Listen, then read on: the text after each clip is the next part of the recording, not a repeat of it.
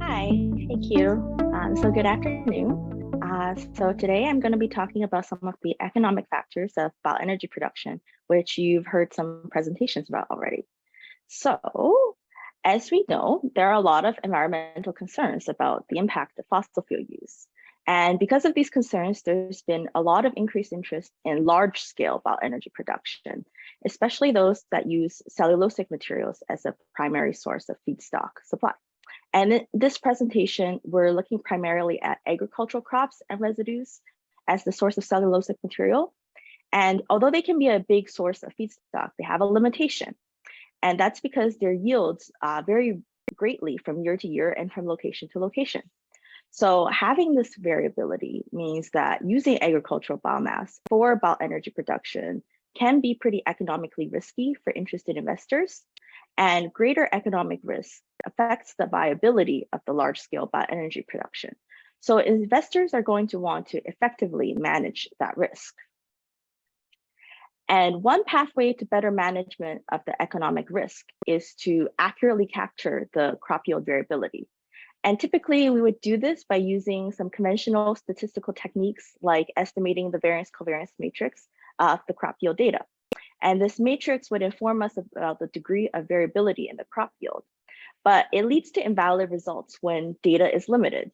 So there's many ways for data to be limited, but in our case, it just means that the number of observations is few in comparison to the number of variables we need to consider.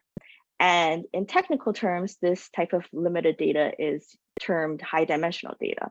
So for example, our case study of Alberta.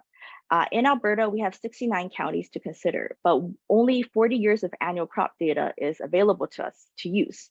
And so we have 69 variables, but only 40 data observations. So we can't actually draw valid conclusions from estimating the variance covariance matrix directly from the data. And in this case, we still want to estimate the crop yield variability. So what can we do? So one alternative is to first reduce the number of variables or the counties we need to consider so that the data is no longer high dimensional. And we can do that by using hierarchical clustering algorithms. And these clustering algorithms work by grouping together counties that have similar trends in crop yields over time.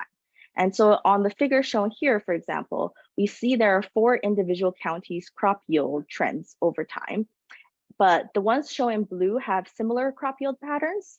And those blue patterns are also very different from the crop yield patterns of the counties in yellow. So in this case, we can group together the counties in blue into one cluster and the counties in yellow into another cluster, which then reduces our number of variables to consider from 4 to 2. And if we apply this clustering across all the counties, we can create a smaller number of aggregated counties as shown on the map here. And we can see from the map that the counties that are grouped together are also those that are near one another. And intuitively, this makes a lot of sense because counties that are near one another obviously share similar weather and soil conditions. So by applying the clustering, we can significantly reduce the number of counties or variables we need to consider. And at the same time, we can still capture the differences across counties that are dissimilar, which is very important for allowing us to still estimate the crop yield variability.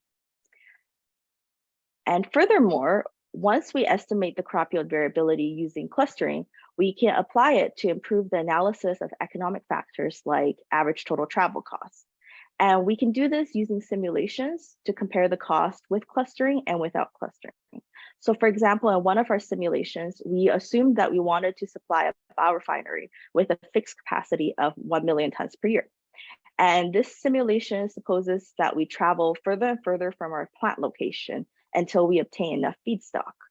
And the different characterizations of the crop yield variability we obtained earlier will affect how far out we need to travel to obtain this amount of feedstock.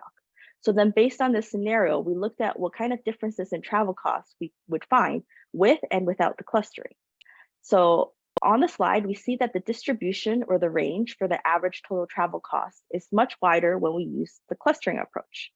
And this shows that cost analysis without clustering can result in an underestimation of the variability in average total travel costs. And in practice, that means that a biorefinery can expect more cost variation and therefore a different evaluation of economic risk if they use the clustering approach. So this insight has some important implications for those interested in assessing the investments and risk reducing strategies related to bioenergy production. So that's my presentation. Thank you very much.